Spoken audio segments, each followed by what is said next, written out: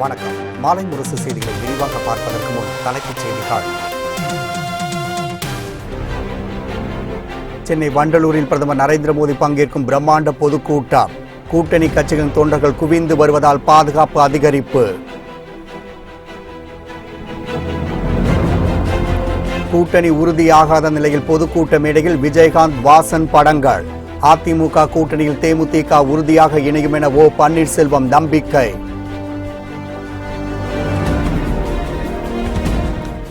தமிழக அரசின் புதிய ஒருங்கிணைந்த ஜவுளி கொள்கை வெளியிட்டார் முதலமைச்சர். மூலிகை மருந்து கழகத்தின் பொது நிவாரண நிதி 50 லட்சம் ரூபாய் பழனிசாமியிடம் ஒப்படைப்பு. காஷ்மீரின் ரஜோரி மாவட்டத்தில் பாகிஸ்தான் படையினர் மீண்டும் அத்துமீறி தாக்குதல். இந்திய படையினர் பதிலடி தாக்கு பிடிக்க முடியாமல் பின்வாங்கினர்.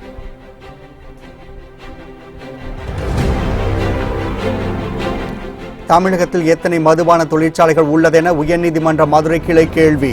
என்ன விலைக்கு மது கொள்முதல் செய்யப்படுகிறது என்றும் பதிலளிக்க தமிழக அரசுக்கு உத்தரவு. மக்களவைத் தேர்தலில் அதிமுக பாஜக கூட்டணியை ஆதரித்து பிரதமர் மோடி சென்னை அருகே இன்று பிரச்சாரம் மேற்கொள்கிறார். பிரதமரின் வருகையொட்டி பலத்த பாதுகாப்பு ஏற்பாடுகள் செய்யப்பட்டுள்ளன. மக்களவைத் தேர்தலில் புதுச்சேரி உள்ளிட்ட 40 தொகுதிகளில் அதிமுக, பாமக, பாஜக உள்ளிட்ட கட்சிகள் கூட்டணி அமைத்து களத்தில் இறங்கியுள்ளன. பாமகவுக்கு 7 தொகுதிகளும், பாஜகவுக்கு 5 தொகுதிகளும், புதிய தமிழகம் மற்றும் புதிய நீதி கட்சி ஆகியவற்றிற்கு தலா ஒரு இடமும் ஒதுக்கப்பட்டுள்ளது. கூட்டணியில் தேமுதிகவை இடம்பெற செய்ய பேச்சுவார்த்தை நடத்தப்பட்ட போதிலும் விஜயகாந்த் தரப்பில் முடிவு எதுவும் எடுக்கப்படவில்லை. இந்நிலையில் இந்த கூட்டணியை ஆதரித்து சென்னை அடுத்த வண்டலூர் அருகே இன்று நடைபெறும் பொதுக்கூட்டத்தில் பிரதமர் உரையாற்றுகிறார். இதற்காக டெல்லியிலிருந்து தனி விமானத்தில் சென்னை வரும் மோடி ஹெலிகாப்டர் மூலம் கிளாம்பாக்கம் சென்று அரசு நிகழ்ச்சியில் பங்கேற்கிறார். அதன் பின்னர் பொதுக்கூட்ட திடலுக்கு வந்து கூட்டணியை ஆதரித்து பேசுகின்றார். அதிமுக, பாமக, பாஜக தலைவர்கள் பங்கேற்கும் கூட்டம் என்பதால் பிரம்மாண்ட ஏற்பாடுகள் செய்யப்பட்டுள்ளன. பொதுக்கூட்ட மேடை அமைக்கும் பணியை முதலமைச்சர் எடப்பாடி பழனிசாமியும் துணை முதலமைச்சர் ஓ பன்னீர்செல்வமும் நேற்று நேரில் பார்வையிட்டு ஆய்வு செய்தனர். பிரதமர் மோடி வருகையை முன்னிட்டு பலத்த பாதுகாப்பு ஏற்பாடுகள் செய்யப்பட்டுள்ளன. சென்னையில் வாகன சோதனை நடத்தப்பட்டு கண்காணிப்பு தீவிரப்படுத்தப்பட்டுள்ளது. இதனிடையே பொதுக்கூட்டம் நடைபெறும் மேடையில் தேமுதிக தலைவர் விஜயகாந்த், தமாக தலைவர் வாசன் படங்கள் வைக்கப்பட்டுள்ளது. அந்த கட்சிகள் கூட்டணியில் சேர்வதை உறுதிப்படுத்தியுள்ளது. தேமுதிகவுக்கு எத்தனை இடங்கள் என பின்னர் அறிவிக்கப்படும் என கூறப்படுகின்றது.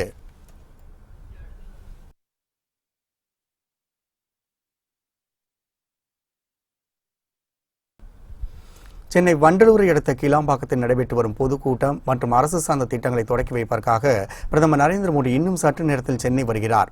இதுகுறித்த கூடுதல் தகவலை களத்திலிருந்து தொலைபேசி வாயிலாக எமது செய்தியாளர் நந்தினியிடம் கேட்கலாம். வணக்கம் நந்தினி. வணக்கம் ராம்குமார். நந்தினி, தற்பொழுது பிரதமர் மோடி இன்னும் சற்று நேரத்தில் சென்னை வருகிறார் என்று கூறப்படுகின்றது. இந்நிலையில் கிளாம்பாக்கத்தில் எந்த மாதிரியான சிறப்பு ஏற்பாடுகள் செய்யப்பட்டுள்ளது? இதுகுறித்த உங்களுடைய தகவல்களை பதிவு செய்யுங்க. நாடாளுமன்ற தேர்தலை எதிர்கொள்ள தமிழகத்தில் அதிமுக தலைமையிலான கூட்டணியில் பாஜக, பாமக, புதிய தமிழகம், புதிய நீதி கட்சிகள் ஆகியவை இடம்பெற்றுள்ளன. தேமுதிகவும் இந்த கூட்டணியுடன் இன்னும் சற்று நேரத்தில் இணையும் என எதிர்பார்க்கப்படுகிறது. இந்த நிலையில் நாடாளுமன்ற தேர்தல் பிரச்சார பொதுக்கூட்டத்தில் பேசுவதற்காக பிரதமர் நரேந்திர மோடி இன்னும் சற்று நேரத்தில் சென்னை வருகை தரவுள்ளார். சென்னை வண்டலூர் அருகேயுள்ள கிளாம்பாக்கத்தில் இந்த பொதுக்கூட்டமானது நடைபெற உள்ளது. இந்த கூட்டத்தில் தமிழக முதலமைச்சர் எடப்பாடி பழனிசாமி, துணை முதலமைச்சர் ஓ பன்னீர்செல்வம், பாமக நிறுவனர் டாக்டர் ராமதாஸ், பாமகவின் இளைஞரணி தலைவர் அன்புமணி ராமதாஸ், புதிய தமிழகம் கட்சி தலைவர் கிருஷ்ணசாமி, புதிய நீதி கட்சி தலைவர் ஏசி சண்முகம், மத்திய அமைச்சர் பொன் ராதாகிருஷ்ணன், தமிழக பாஜக தலைவர் தமிழிசை சவுந்தரராஜன் உள்ளிட்டோரும் கலந்து கொள்ள உள்ளனர். இதற்காக டெல்லியிலிருந்து தனி விமானம் மூலம் வரும் பிரதமர் சென்னை விமான நிலையத்திற்கு சரியாக 3:30 மணி அளவில் வருகை தர உள்ளார். அங்கிருந்து ஹெலிகாப்டர் மூலம் அதாவது காஞ்சிபுரம் அடுத்த கிளாம்பாக்கத்தில் நடைபெறும் நிகழ்ச்சிக்கு வருகை தருகிறார். இங்கு அதாவது ஹெலிகாப்டர் இறங்குவதற்காக பிரத்யேகமாக இன்று 3 தளம் அமைக்கப்பட்டுள்ளது. சரியாக மாலை 4 மணிக்கு பிரதமர் நரேந்திர மோடி அரசு சார்ந்த நிகழ்ச்சியில் கலந்து கொள்கிறார். அதாவது முதலில் 2 நிகழ்ச்சிகளுக்காக இங்கே ஏற்பாடு செய்யப்பட்டிருக்கிறது. குறிப்பாக சொல்ல வேண்டாம், முதலில் அரசு சார்ந்த நிகழ்ச்சியில் அவர் கலந்து கொள்கிறார். அதன் பின்னரே கூட்டணி கட்சி தலைவர்கள் அனைவரும் ஒன்று சேர்ந்து இருக்கக்கூடிய பொதுக்கூட்டம் மேடையில் அவர் பேச உள்ளார். ராம்குமார். நிச்சயமா நந்தினி, இப்போ இந்த அரசு சார்ந்த நிகழ்ச்சி அப்படின்னு சொல்லும்போது இந்த நிகழ்ச்சியில் ஏதாவது ஒரு திட்டங்களை துவக்கி வைப்பதற்கான வாய்ப்புகள் உள்ளதா? நிச்சயமாக, அதாவது முதலில் அரசு சார்ந்த நிகழ்ச்சியில் பிரதமர் நரேந்திர மோடி அவர்கள் பங்கேற்கிறார். இதில் மத்திய அரசின் பல்வேறு துறைகள் சார்பில் நிறைவேற்றி முடிக்கப்பட்ட திட்டப்பணிகளை அவர் தொடங்கி வைக்கிறார். குறிப்பாக சொல்ல வேண்டும் என்றால் புதிய திட்டங்களுக்கும் அவர் அடிக்கல் நாட்டுகிறார். குறிப்பாக சாலை போக்குவரத்து, ரயில்வே துறை, மின்சக்தி துறை சார்ந்த திட்டங்களை அவர் தொடங்கி வைக்க இருக்கிறார். குறிப்பாக நாம் சொல்ல வேண்டும் என்றால் இந்தியன் ஆயில் நிறுவனம் சார்பில் 5150 கோடி செலவில் அமைக்கப்பட்டுள்ள 800 திரவ எரிவாயு முனையத்தை பிரதமர் நாட்டிற்காக அர்ப்பணிக்கிறார். இந்த எரிவாயு முனையத்தின் மூலம் 1244 கிலோமீட்டர் தூரத்திற்கு எண்ணூரிலிருந்து மணலி, திருவள்ளூர், புதுச்சேரி, நாகப்பட்டினம் ஆகிய இடங்களுக்கு ஒரு பகுதிக்கு ஒரு குழாய் மூலமும், ஒசூர் வழியாக பெங்களூருவிற்கு ஒரு குழாய் மூலமும் எரிவாயுவானது எடுத்து செல்லப்பட இருக்கிறது. இதே போல தெற்கு ரயில்வே சார்பில் 321.64 கோடி செலவில் ஈரோடு, கரூர், திருச்சி இடையே 142 கிலோமீட்டர் தூரத்திற்கும், சேலம், கரூர், திண்டுக்கல் இடையே 158 கிலோமீட்டர் தூரத்திற்கும் அமைக்கப்பட்டுள்ள மின்மயமாக்கப்பட்ட ரயில் பாதைகளையும் அவர் நாட்டிற்காக அர்ப்பணிக்க இருக்கிறார். அதனைத் தொடர்ந்து தேசிய நெடுஞ்சாலை ஆணையத்தின் சார்பில் நிறைவேற்றப்பட்டுள்ள 2 திட்டங்களை அவர் தொடங்கி வைக்கிறார். மேலும் 5 திட்டங்களுக்கும் அவர் அடிக்கல் நாட்டுகிறார். இதை தவிர்த்து சென்னை அடையாறில் இருக்கக்கூடிய எம்ஜிஆர் ஜானகி கல்லூரியில் அமைக்கப்பட்டிருக்கக்கூடிய முன்னாள் முதலமைச்சரும் அதிமுகவின் நிறுவனருமான எம்ஜிஆர் சிலையும் இங்கிருந்து அவர் காணொலி காட்சி மூலம் திறந்து வைக்கிறார். இந்த நிகழ்ச்சியில் தமிழக ஆளுநர் பன்வாரிலால் புரோஹித், தமிழக முதலமைச்சர் எடப்பாடி பழனிசாமி, துணை முதலமைச்சர் பன்னீர்செல்வம், ரயில்வே அமைச்சர் பியூஷ் கோயல், மத்திய இணையமைச்சர் பொன் ராதாகிருஷ்ணன் ஆகியோரும் இந்த நிகழ்ச்சியில் கலந்து கொள்ள உள்ளனர். ராம்குமார். நிச்சயமாக நந்தினி, அதே மாதிரி பிரதமர் கலந்து கொள்கிற இந்த பொதுக்கூட்டம் அதே இடத்துல, அதாவது கிளாம்பாக்கத்திலே நடைபெறுகிறதா? மேலும் இதில் யார் யாரெல்லாம் கலந்து கொள்கிறாங்க? குறிப்பாக பார்த்தீங்கன்னா இப்போ இழுபறி நிலை தேமுதிகவுக்கும் அதிமுக ஒரு இழுபறி நிலை ஏற்பட்டிருக்கு. இந்த நேரத்தில் கேப்டன் அவர்கள் இந்த கூட்டத்தில் பங்கு பெறுவதற்கான வாய்ப்புகள் உள்ளதா? இது பற்றி ஏதும் தகவல் அங்கு வந்துள்ளதா? அதாவது பிரதமர் முதலில் சரியாக 4 மணி அளவில் முதலில் அரசு சார்ந்த நிகழ்ச்சியில் பிரதமர் நரேந்திர மோடி அவர்கள் கலந்து கொள்கிறார். அதனைத் தொடர்ந்து இங்கு அருகிலேயே உள்ள இன்னொரு மேடை, அதாவது 2 மேடைகள் அருகருகேவே அமைக்கப்பட்டுள்ளது. அதாவது அருகில் இருக்கக்கூடிய மேடையில் தேர்தல் பிரச்சார பொதுக்கூட்டமும், அதாவது சென்னை கிளாம்பாக்கத்திலேயே அந்த பொதுக்கூட்டமும் நடைபெறுகிறது. இதில் பிரதமர் மோடி பங்கேற்று சிறப்புரை ஆற்றுகிறார். அவரைத் தொடர்ந்து முதலமைச்சர் எடப்பாடி பழனிசாமி, துணை முதலமைச்சர் பன்னீர்செல்வம், டாக்டர் ராமதாஸ் ஆகியோரும் தொண்டர்கள் மத்தியில் உரையாற்றுவார்கள் என்று எதிர்பார்க்கப்படுகிறது. குறிப்பாக சொல்ல வேண்டும் என்றால் இன்று காலை முதலே அதிமுக தேமுதிக கூட்டணி உறுதி செய்யப்படும் என தகவல்கள் வெளியாகியுள்ளது. அதாவது 2-3 தினங்களுக்கு முன்பிலிருந்தே அதிமுக தேமுதிக கூட்டணியானது இன்னும் ஒரு சில தினங்களில் உறுதி செய்யப்பட்டுவிடும் என்று அரசு சார்பில் தொடர்ந்து தெரிவிக்கப்பட்டு வந்தது. இந்நிலையில் இன்று காலை முதலே இந்த கூட்டணியானது இன்றே முடிவு செய்யப்படும் என்று எதிர்பார்க்கப்பட்டு வந்த நிலையில் தற்போது சென்னையில் இருக்கக்கூடிய ஒரு தனியார் விடுதியில் மத்திய அமைச்சர் பியூஷ் கோயல், பாஜகவின் மாநில தலைவர் தமிழிசை சவுந்தரராஜனை தேமுதிகவில் இருந்து சுதீஷ் அவர்கள் தற்போது சந்தித்து உரையாற்றி வருகிறார். தற்போது இந்த கூட்டணியானது இன்னும் சற்று நேரத்தில் உறுதியாக வாய்ப்புள்ளதாக தகவல்கள் வெளியாகியுள்ளது. அது மட்டுமின்றி இன்று காலை முதலே அதாவது பல்வேறு கட்சி கொடிகள் இங்கு, அதாவது கூட்டணி கட்சி கொடிகள் இங்கு நட்டு வைக்கப்பட்டிருக்கிறது. அதில் தேமுதிக கொடியும் நடுவதற்காக இங்கு தனியாக இடம் அமைக்கப்பட்டுள்ளது. அது மட்டுமின்றி அனைத்து கூட்டணி கட்சி தலைவர்களின் கட்டவுட்டுகளும் இந்த பொதுக்கூட்டத்தில் நடைபெறும் இடத்தில் வழிநெடுவிலும் கட்டவுட்டுகள் வைக்கப்பட்டுள்ளது. அதிலும் 2 கட்டவுட்டுகள் மட்டும் எதுவும் வைக்காமல், அதாவது தேமுதிக கூட்டணி உறுதியாகும் நிலையில் அந்த கட்டவுட்டுகள் ஆனது வைக்குமாறு எதிர்பார்க்கப்படுகிறது. ஆனால் இன்னும் எந்த ஒரு உறுதியான தகவலும் நமக்கு கிடைக்கப்பெறவில்லை. கூட்டணி உறுதி செய்யும் பட்சத்தில் இன்று மாலை தேமுதிக தலைவர் விஜயகாந்தும் இந்த பொதுக்கூட்டத்தில் கலந்து கொள்ள வாய்ப்பிருப்பதாகவும் தகவல்கள் வெளியாகியுள்ளது. ராம்குமார். கண்டிப்பாக நந்தினி, இப்போ பிரதமர் மோடி கலந்து கொள்கிற ஒரு கூட்டம் என்பதால் இது ஒரு மிக பிரம்மாண்டமான ஒரு கூட்டமாகவும் இருக்கப்படுகிறது. அங்கே பாதுகாப்பு ஏற்பாடுகள்லாம் பலத்த ஏற்பாடு செய்யப்பட்டிருக்கிற நிலையில் தொண்டர்களும் அதிகமாக குவிஞ்சு வருவாங்க. இதனால் அடிப்படை வசதிகள் மற்றும் இந்த பாதுகாப்பு ஏற்பாடுகள் குறித்த உங்களுக்கு கிடைத்த அந்த தகவலை சொல்லுங்கள். நிச்சயமாக, அதாவது பிரதமரின் வருகையொட்டி பல்வேறு சிறப்பு ஏற்பாடுகள் இங்கு வழிநெடுவிலும் செய்யப்பட்டுள்ளது. குறிப்பாக சொல்ல வேண்டும் என்றால் தற்போது நாம் இன்று இருக்கக்கூடிய கிளாம்பாக்கம் சுற்றியுள்ள இந்த மைதானத்தில் மட்டுமே சுமார் 6000க்கும் மேற்பட்ட போலீசார் இங்கு பாதுகாப்பு பணியில் ஈடுபடுத்தப்பட்டுள்ளனர். அதாவது 2-3 தினங்களுக்கு முன்பாகவே தலைமை செயலாளர் கிரிஜா வைத்தியநாதன் தலைமையிலும் டி.கே. ராஜேந்திரன் தலைமையிலும் கூட்டம் கூடி ஆலோசனை நடத்தி பாதுகாப்பு ஏற்பாடுகள் குறித்த ஆலோசனை நடைபெற்றது.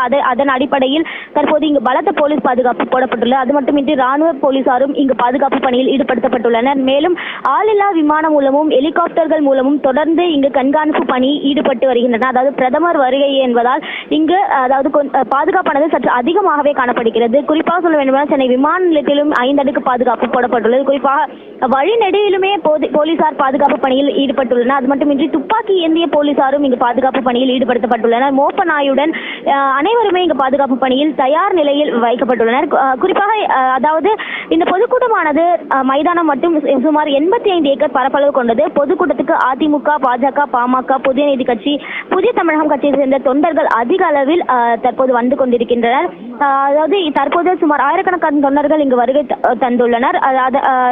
அவர்களின் வசதிக்காக இங்கு பல்வேறு ஏற்பாடுகள் செய்யப்பட்டுள்ளது. குறிப்பாக சொல்ல வேண்டும் என்றால் சுமார் 10,000க்கும் மேற்பட்டவர்கள் அமர்ந்து பொதுக்கூட்டத்தை காணும் வகையில் இங்கு நாற்காலிகள் போடப்பட்டுள்ளது. அவர்களுக்கு தேவையான குடிநீர் வசதி, கழிப்பிட வசதி, 2 சக்கர மற்றும் 4 சக்கர வாகனங்கள் நிறுத்துவதற்கான வசதி, மருத்துவ வசதி மற்றும் தீயணைப்பு வாகனம் என அனைத்துமே இங்கு தயார் நிலையில் வைக்கப்பட்டுள்ளது. நிகழ்ச்சி நடந்து முடியும் வரை எந்த ஒரு அசம்பாவித சம்பவம் நடந்துவிடக்கூடாது என்பதில் அனைவரும் மிகவும் கவனத்துடன் செயல்பட்டு வருகின்றனர்.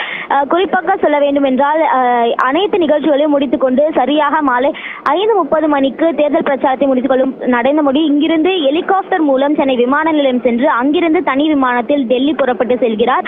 இதற்காக அவருக்கு சிறந்த வரவேற்பானது அளிக்கப்பட திட்டமிடப்பட்டுள்ளது. இன்னும் சற்று நேரத்தில் அவர் நிகழ்ச்சி நடைபெறும் சென்னை வந்து சேர்வார் என எதிர்பார்க்கப்படுகிறது. இது தற்போதே அனைத்து அதிமுக சார்பில் அமைச்சர்கள் என அனைவரும் இங்கு வருகை தந்த வண்ணம் உள்ளனர். அந்த காட்சியை தற்போது நாம் பார்த்துக் கொண்டிருக்கிறோம். குறிப்பாக சொல்ல பல்வேறு தொண்டர்கள் தேமுதிக மற்றும் தமாக தொண்டர்களும் இங்கு வருகை தந்துள்ளனர். தமாக கொடி வைத்து அவர்கள் இங்கு வருகை தந்த காட்சியை நம்ம பார்க்க முடிகிறது. இதன் அடிப்படையில் இந்த கூட்டணியானது உறுதி செய்யப்படும் எனவும் தகவல்கள் வெளியாகியுள்ளது. தற்போது அனைவருமே இந்த பொதுக்கூட்டம் மற்றும் அரசு சார்ந்த நிகழ்ச்சிகள் நடைபெறும் இடத்திற்கு வருகை தந்த வண்ணம் உள்ளனர். இன்னும் சற்று நேரத்தில் பிரதமர் நரேந்திர மோடி அவர்களும் இங்கு வருகை தருவார்கள் என எதிர்பார்க்கப்படுகிறது. ராம்குமார், நிச்சயமாக உங்களுடைய தகவலுக்கு மிக்க நன்றி. மீண்டும் கூடுதல் இணைவோம். வணக்கம். ஊரக வளர்ச்சி மற்றும் ஊராட்சித்துறை சார்பில் ஈமதி சமுதாய வானொலி சேவையை முதலமைச்சர் எடப்பாடி பழனிசாமி இன்று தொடக்கி வைத்தார். சென்னை கிரீன்வே சாலை உள்ள முதலமைச்சர் இல்லத்தில் பல்வேறு நலத்திட்டங்கள் தொடக்கி வைக்கப்பட்டன. 1 கோடி மகளிர் சுய உதவிக்குழு உறுப்பினர்களுக்கு அரசின் செயல் திட்டங்கள் விரைவாக சென்று சேரும் வகையில் ஈமதி சமுதாய வானொலி சேவையை முதலமைச்சர் எடப்பாடி பழனிசாமி துவக்கி வைத்தார். இதன் மூலம் மகளிர் சுய உதவி குழுக்களில் உள்ள உறுப்பினர்கள் தொழில்நுட்பங்களை பயன்படுத்தி தங்களின் வருவாயை இரட்டிப்பாக்கும் வழிமுறைகளை தெரிந்து கொள்ளலாம். இந்நிகழ்ச்சியில் அமைச்சர் SP வேலுமணி, துறை செயலர்கள், கூடுதல் முதன்மை செயலர்கள் உள்ளிட்டோர் கலந்து கொண்டுள்ளனர். இதைத் தொடர்ந்து புதிய ஒருங்கிணைந்த ஜவுளி கொள்கையை முதலமைச்சர் வெளியிட்டார். அதன் பின்னர் முதலமைச்சர் நிவாரண நிதிக்கு ஹோமியோபதி துறை சார்பில் 50 லட்சம் ரூபாய் காசோலை வழங்கும் நிகழ்ச்சி நடைபெற்றது. அப்போது இந்திய மருத்துவம் மற்றும் ஹோமியோபதி துறை சார்பில் சுகாதாரத்துறை அமைச்சர் C. விஜயபாஸ்கர் 50 லட்சம் ரூபாய்க்கான காசோலையை முதலமைச்சரிடம் வழங்கினார். கூட்டணி முடிவாகாத நிலையில் விஜயகாந்த், G.K. வாசன் உருவப்படங்கள் பிரதமர் மோடி பங்கேற்கும் பொதுக்கூட்ட மேடையில் வைக்கப்பட்டுள்ளது. மக்களவைத் தேர்தலில் அதிமுகவுடன் கூட்டணி இணைவது குறித்து தேமுதிகவின் நிலைப்பாடு இதுவரை அறிவிக்கப்படவில்லை. இந்நிலையில் சென்னை கோயம்பேட்டில் உள்ள கட்சி அலுவலகத்தில் தேமுதிக நிர்வாகிகள் கூட்டம் மாநில துணை செயலர் சுதீஷ் தலைமையில் நடைபெற்றது. கூட்டத்தில் தலைவர் விஜயகாந்த், பொருளாளர் பிரேமலதா உள்ளிட்ட பலர் பங்கேற்றனர். அதிமுக கூட்டணியில் 7 மக்களவைத் தொகுதிகளை கேட்பதாக கூறப்பட்ட நிலையில் தேமுதிகவிற்கு 4 இடங்கள் ஒதுக்கப்பட்டுள்ளதாக தகவல்கள் வெளியாகின. இடையே சென்னை கிரீன்வே சாலை உள்ள துணை முதலமைச்சர் O. பன்னீர்செல்வம் வீட்டில் துணை ஒருங்கிணைப்பாளர் KP முனுசாமி, தமிழக அமைச்சர்கள் கடம்பூர் ராஜு, SP வேலுமணி, ராஜேந்திர பாலாஜி ஆகியோர் அவசர ஆலோசனையில் ஈடுபட்டனர். இந்நிலையில் இன்று மாலை வண்டலூரில் பிரதமர் மோடி மற்றும் கூட்டணி கட்சித் தலைவர்கள் பங்கேற்கும் பொதுக்கூட்ட மேடையில் கூட்டணி கட்சித் தலைவர்களின் படங்கள் வைக்கப்பட்டுள்ளன. இதில் தேமுதிக தலைவர் விஜயகாந்த் மற்றும் தமிழ் மாநில காங்கிரஸ் தலைவர் G.K. வாசன் ஆகியோரின் உருவப்படமும் இடம்பெற்றுள்ளது. கூட்டணி முடிவாகாத நிலையில் அவர்களின் படங்கள் பொதுக்கூட்ட மேடையில் வைக்கப்பட்டுள்ளது பரபரப்பு ஏற்படுத்தியுள்ளது. இந்நிலையே அதிமுக கூட்டணியில் தேமுதிக கட்டாயம் இணையும் என ஒருங்கிணைப்பாளர் O. பன்னீர்செல்வம் தெரிவித்துள்ளார். நாடாளுமன்ற தேர்தல் மற்றும் சட்டமன்ற தேர்தலுக்கான விருப்ப மனுவை திமுகவினர் தாக்கல் செய்து வருகின்றனர். சென்னை அண்ணா அறிவாலயத்தில் மக்களவைத் தேர்தலில் போட்டியிட விரும்பும் திமுகவினர் மார்ச் மாதம் 1 தேதியிலிருந்து விருப்ப மனு அளித்து வருகின்றனர். நாளையுடன் மனு தாக்கல் தேதி முடிவடைய உள்ள நிலையில் இன்று ஏராளமானவர்கள் மனு தாக்கல் செய்து வருகின்றனர். ஸ்ரீபெரும்புதூர் தொகுதிக்கு TR பாலுவும், கள்ளக்குறிச்சி தொகுதிக்கு முன்னாள் அமைச்சர் பொன்முடியின் மகன் பொன் கௌதம சிகாமணியும் விருப்ப மனுவை தாக்கல் செய்தனர். மத்திய சென்னையில் போட்டியிட விருப்பம் தெரிவித்து திமுக வர்த்தகர் அணி விபி மனு தாக்கல் செய்தார். இதேபோல் செஞ்சி மஸ்தான், கும்மிடிப்பூண்டு வேணு உள்ளிட்டோர் தொடர்ந்து மனு தாக்கல் செய்தனர். காஷ்மீரின் ரஜோரி மாவட்டத்தில் பாகிஸ்தான் ராணுவம் அத்துமீறி தாக்குதல் நடத்தியதற்கு இந்திய ராணுவத்தினர் பதிலடி தாக்குதல் நடத்தினர். காஷ்மீரில் உள்ள இந்திய எல்லையில் பாகிஸ்தான் பயங்கரவாதிகளும் ராணுவத்தினரும் அத்துமீறி தாக்குதல் நடத்தும் சம்பவம் அவ்வப்போது நடைபெற்று வருகின்றது. இந்நிலையில் ரஜோரி மாவட்டத்தில் உள்ள இந்திய நிலைகள் மீது பாகிஸ்தான் ராணுவம் இன்று அத்துமீறி தாக்குதல் நடத்தியது. நௌஷேரா மற்றும் சுந்தர்பானி பகுதியில் பாகிஸ்தான் ராணுவத்தினர் நீண்ட நேரம் துப்பாக்கியால் சுட்டும் ராக்கெட் லாஞ்சர் மூலமும் அத்துமீறி தாக்குதல் நடத்தியதால் பதற்றம் நிலவுகின்றது. இதையடுத்து அங்கு விரைந்த பாதுகாப்பு படையினர் மற்றும் ராணுவத்தினர் தக்க பதிலடி கொடுத்தனர். இந்தியாவின் பதிலடி தாக்குதலால் நிலைகுலைந்த பாகிஸ்தான் ராணுவத்தினர் பின்வாங்கினர். கடந்த சில நாட்களுக்கு முன்பு நடைபெற்ற புல்வாமா தாக்குதலுக்கு பதிலடியாக இந்திய விமானப்படையினர் பாகிஸ்தான் பயங்கரவாதிகள் மீது தாக்குதல் நடத்தியது குறிப்பிடத்தக்கது. பிரதமர் மோடி பங்கேற்கும் பிரச்சார கூட்டத்தில் பங்கேற்க வருகை தந்த மத்திய அமைச்சர் பியூஷ் கோயல் சென்னை விமான நிலையத்தில் செய்தியாளர்களை சந்தித்து பேசினார். அப்போது பேசிய அவர் பாஜக அரசின் சாதனைகள் குறித்து பிரதமர் பேசுவதை கேட்க தமிழக மக்கள் ஆர்வமுடன் உள்ளதாகவும் தமிழகம் மற்றும் புதுச்சேரியின் 40 தொகுதிகளிலும் வெற்றி பெற்று நிலையான ஆட்சியை வழங்குவோம் என்றும் குறிப்பிட்டார். I would like to warmly welcome Honorable Prime Minister Shri Narendra Modi ji to Tamil Nadu. And I am sure the people of Tamil Nadu are looking forward to hearing him speak about the development that the country has witnessed in the last 5 years, to speak about the importance of a strong and stable government in India, and to give his blessings to the NDA alliance in Tamil Nadu, which I am sure will win all the seats, all the 40 seats in Tamil Nadu and Puducherry. Facebook, WhatsApp, Instagram ஆகிய நிறுவன அதிகாரிகள் தகவல் தொழில்நுட்பத்திற்கான நாடாளுமன்ற நிலைக்குழு முன் ஆஜராக உத்தரவிடப்பட்டுள்ளது. நாடாளுமன்ற தேர்தல் நடைபெறவுள்ள நிலையில் Facebook, WhatsApp, Instagram உள்ளிட்ட சமூக வலைதளங்களை கண்காணிக்க தேர்தல் ஆணையம் உத்தரவிட்டது. இந்த சமூக வலைதளங்கள் மூலம் போலி செய்திகள், தவறான கருத்துக்கள் பரவாமல் தடுக்க வலியுறுத்தப்பட்டது. அதன்படி அனுராக் தாக்கூர் தலைமையிலான நாடாளுமன்ற நிலைக்குழு முன் கடந்த மாதம் ட்விட்டர் அதிகாரிகள் ஆஜராகினர். அப்போது நாடாளுமன்ற தேர்தலில் வெளிநாட்டு சக்திகளின் தலையீடு தடுக்கப்படுவதை உறுதி செய்யும் வகையில் பல்வேறு கேள்விகள் எழுப்பப்பட்டு விளக்கம் பெறப்பட்டது. மேலும் கருத்து திணிப்பற்ற தேர்தலை உறுதி செய்ய சமூக வலைதள நிறுவனங்கள் 24 மணி நேரமும் தேர்தல் ஆணையத்துடன் தொடர்பில் இருக்க அறிவுறுத்தப்பட்டதாகவும் கூறப்படுகின்றது. இந்நிலையில் Facebook, WhatsApp, Instagram ஆகிய நிறுவன அதிகாரிகள் இன்றைய தினம் நேரில் ஆஜராக உத்தரவிடப்பட்டுள்ளது. அயோத்தி விவகாரம் தொடர்பான மேல்முறையீட்டு வழக்கை விசாரித்து வரும் உச்சநீதிமன்றம் தீர்ப்புக்கான தேதியை ஒத்திவைத்துள்ளது. அயோத்தியில் ராமர் கோவில் கட்டுவது தொடர்பான அலகாபாத் உயர்நீதிமன்றம் தீர்ப்பை எதிர்த்து உச்சநீதிமன்றத்தில் 14 மேல்முறையீடு மனுக்கள் தாக்கல் செய்யப்பட்டன. அனைத்து மனுக்களும் விசாரித்த உச்சநீதிமன்ற தலைமை நீதிபதி அமர்வு அவற்றை அரசியல் சாசன அமர்வுக்கு மாற்றியது. இதனிடையே கடந்த மாதம் 26ஆம் தேதி தலைமை நீதிபதி ரஞ்சன் கோகாய் தலைமையிலான அரசியல் சாசன அமர்வு விசாரணையை தொடங்கியது. அப்போது அயோத்தி இட விவகாரத்தில் நடுநிலையாளர்கள் நியமனம் தொடர்பான நீதிபதிகள் யோசனை தெரிவித்தனர். இந்நிலையில் அயோத்தி வழக்கு இன்று மீண்டும் விசாரணைக்கு வந்தது. அப்போது அனைத்து தரப்பு வாதங்களையும் கேட்ட நீதிபதிகள் இவ்வழக்கில் பல மத்தியஸ்தர்களை நியமிப்பதே தீர்வாக அமையும் என கருத்து தெரிவித்தனர்.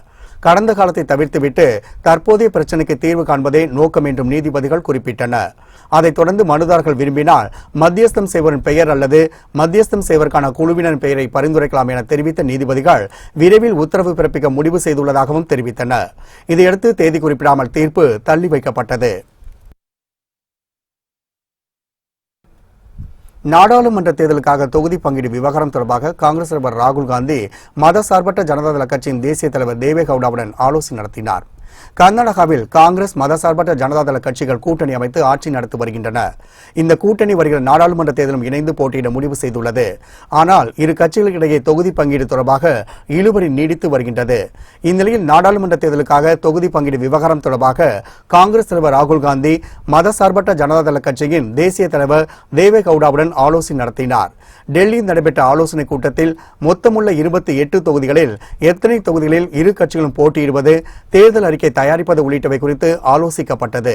இதையடுத்து செய்தியாளர்களை சந்தித்த தேவேகவுடா கர்நாடகாவில் மதசார்பற்ற ஜனதாதள கட்சி 10 தொகுதியில் போட்டியிட விருப்பம் தெரிவித்ததாக குறிப்பிட்டார். இதுகுறித்து ராகுல் காந்தி பரிசீலனை செய்வதாகவும் இரு கட்சிகளின் தேர்தல் குழுவுடன் ஆலோசனை செய்த பின்பு முடிவெடுப்பதாகவும் கூறியதாக தேவேகவுடா தெரிவித்தார்.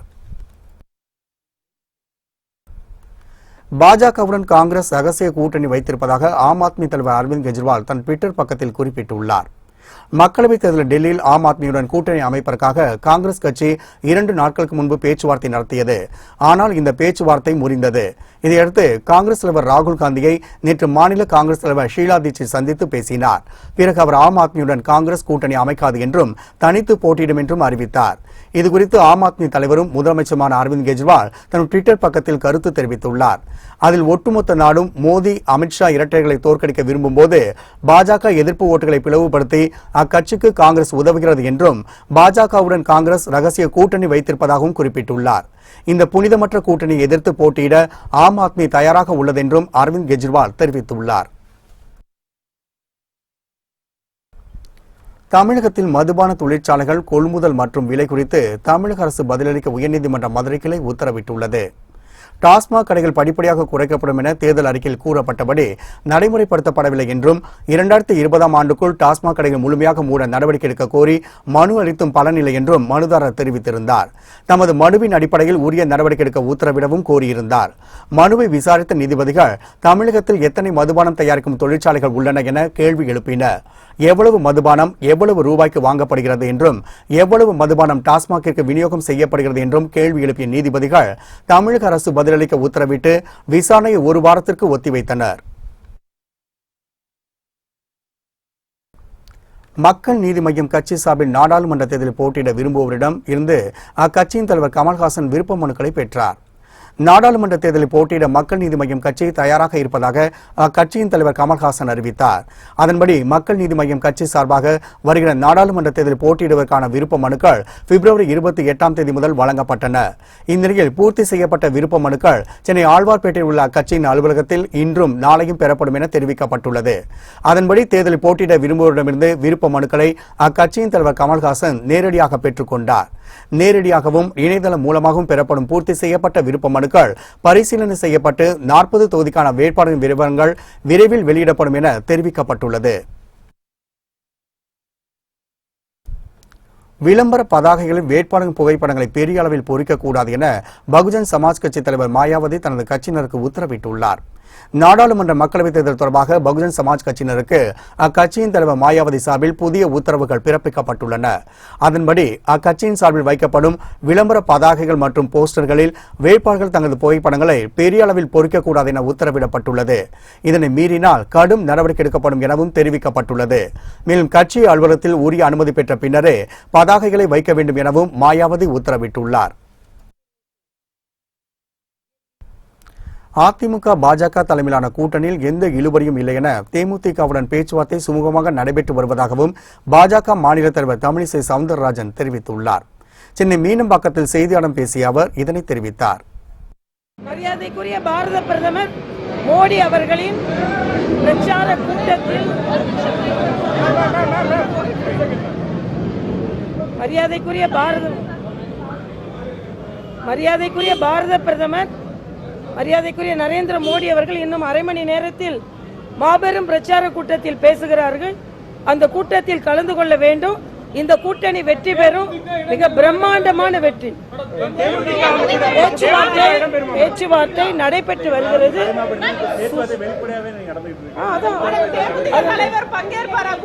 அதுதான் பேச்சுவார்த்தை நடைபெற்றுக் கொண்டிருக்கிறது. இழுபறியெல்லாம் ஒண்ணுமே இல்லை. இழுபறி ஒன்றுமில்லை. சுமூகமான பேச்சுவார்த்தை நடைபெற்றுக் கொண்டிருக்கிறது. அவ்வளவு. காவலர் சீருடையில் டிக்டாக்கில் டூயட் பாடலுக்கு ஆட்டம் போட்ட ஜோடி காவல்துறையிடம் மன்னிப்பு கேட்டுக் கொண்டுள்ளது. அந்த ஜோடியின் டிக்டாக் வீடியோ சமூக வலைதளங்களில் வேகமாக பரவியது. காவலர் சீருடையில் அவர்கள் இருந்ததால் காவல்துறையை சேர்ந்தவர்களா என விசாரணை மேற்கொள்ளப்பட்டது. ஆனால் அவர்கள் இருவரும் கோவையை சேர்ந்த தொலைக்காட்சி நாடக துணை நடிகர்கள் அரவிந்த் மற்றும் அம்மு என்பது தற்போது கண்டுபிடிக்கப்பட்டுள்ளது. காவலர் வேடத்தில் நடிக்க ஒத்திகை பார்த்தபோது டிக்டாக்கில் வீடியோ பதிவு செய்ததாக அவர்கள் கூறியுள்ளனர். இதற்காக காவல்துறையிடம் மன்னிப்பு கேட்டுக்கொள்வதாகவும் அவர்கள் தெரிவித்துள்ளனர். மதுரை அருகே 23 கோடி ரூபாய் மதிப்பீட்டில் கட்டப்பட்டுள்ள தகவல் தொழில்நுட்பவியல் மற்றும் நிர்வாக கட்டடத்தை முதலமைச்சர் பழனிசாமி காணொலி காட்சி மூலம் திறந்து வைத்தார்.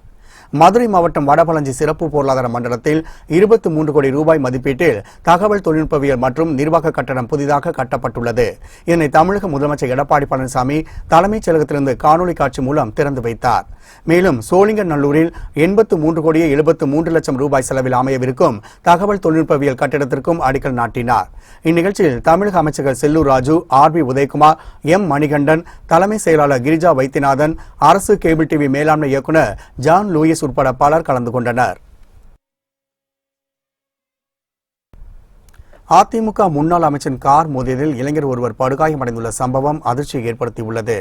திருவண்ணாமலையிலிருந்து தன்றாம்பட்டு கிராமத்தை நோக்கி வேகமாக கார் ஒன்று சென்று கொண்டிருந்தது. அப்போது முன்னால் சென்ற பேருந்தை முந்தி செல்லும் போது திருவண்ணாமலை நோக்கி வந்த இருசக்கர வாகனத்தின் மீது கார் பயங்கரமாக மோதியது. இந்த விபத்தில் அருணகிரிபுரத்தை சேர்ந்த ஐயப்பன் தூக்கி வீசப்பட்டார்.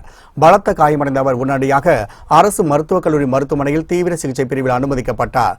விபத்தை ஏற்படுத்திய காரில் அதிமுக முன்னாள் பால்வளத்துறை அமைச்சர் ராமச்சந்திரன் இருந்துள்ளார். அவரிடம் கேட்டபோது இளைஞர் குறுக்கே வந்துவிட்டதால் விபத்து நேர்ந்தது அலட்சியமாக பதிலளித்ததால் அப்பகுதி மக்கள் அதிர்ச்சியடைந்தனர். மாதவரத்தில் பசு காவலர்கள் என்ற பெயரில் இறைச்சிக்காக கொண்டு செல்லப்பட்ட மாடுகளை போலீசில் ஒப்படைத்த சம்பவம் பரபரப்பை ஏற்படுத்தியுள்ளது.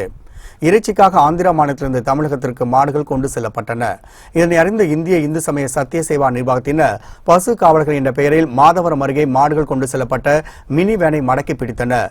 இதனையடுத்து அதில் இருந்த 5 மாடுகளை அவர்கள் போலீசில் ஒப்படைத்தனர். இந்த சம்பவத்தால் அப்பகுதியில் சிறிது நேரம் பரபரப்பு நிலவியது.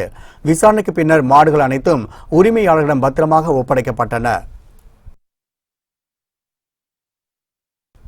தமிழகத்தின் இருவேறு இடங்களில் பல்வேறு கோரிக்கைகளை வலியுறுத்தி பொதுமக்கள் ஆர்ப்பாட்டத்தில் ஈடுபட்டதால் பரபரப்பு ஏற்பட்டது.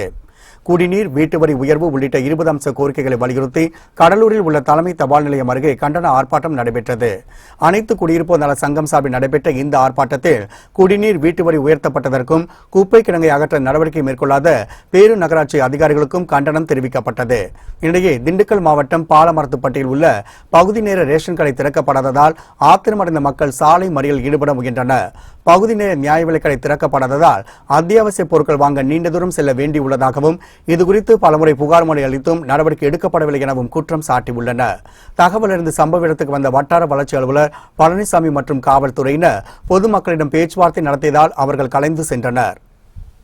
பகுதி நேர ரேஷன் கடை வேண்டி மார்க்சிஸ்ட் கம்யூனிஸ்ட் கட்சியும் ஊர் பொதுமக்களும் நீண்ட காலமாக போராடி வந்த நிலையில் பயன்பாட்டில் இல்லாத பள்ளி கட்டடம் கிடைத்தால் அந்த கடையில் பகுதி நேர ரேஷன் கடையை தொடங்கலாம் என்று வழங்கல் துறை சார்பாக தெரிவித்ததை ஒட்டி கல்வித்துறையும் அந்த கட்டடத்தை வழங்கிய ஒரு சூழ்நிலையில் ஊராட்சி ஒன்றிய நிர்வாக சார்பாக அந்த கட்டடத்தை இடிக்க வந்த பொழுது மார்க்சிஸ்ட் கம்யூனிஸ்ட் கட்சியும் ஊர் பொதுமக்களும் அதை தடுத்து நிறுத்தினார்.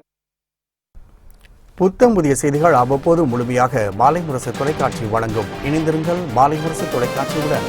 வணக்கம்.